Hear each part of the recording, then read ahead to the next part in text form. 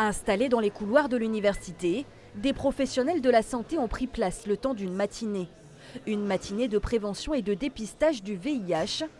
Car depuis le début de l'année, 6 nouveaux cas ont été recensés en Polynésie. Une tendance à la hausse qui inquiète les autorités sanitaires. On a des très jeunes comme des plus âgés. On a vraiment de tout, hommes, femmes, hétérosexuels ou homosexuels.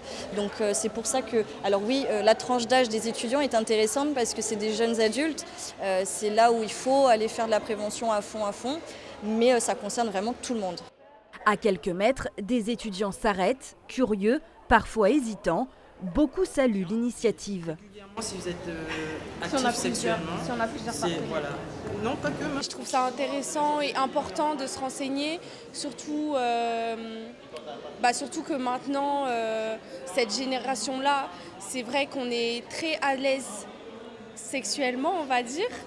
Et c'est pour ça que je trouve ça important et c'est pour notre santé et pour la santé des autres aussi. Ça sert très bien parce que ça informe beaucoup les jeunes générations et vu qu'on en fait partie.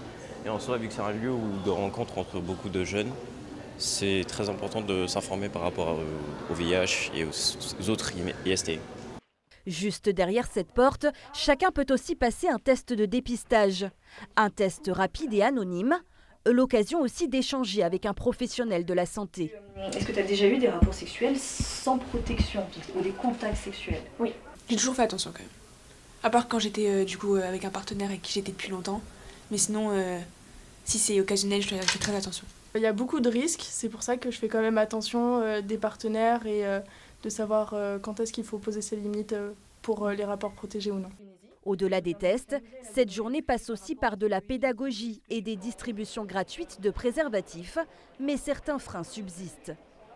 Il y a encore beaucoup d'autres qui en honte ou par méconnaissance n'osent pas poser de questions ou tout simplement n'osent pas même pas se faire dépister. Sans jeter l'opprobre aux religions, il y a encore cette omniprésence des religions qui font qu'on n'en parle pas, il y a une omerta et justement ça dessert la cause de la prévention. Mais les autorités sanitaires ne baissent pas les bras. Elles seront à nouveau présentes dans les couloirs de l'université le 7 avril prochain à l'occasion de la Journée mondiale de la santé.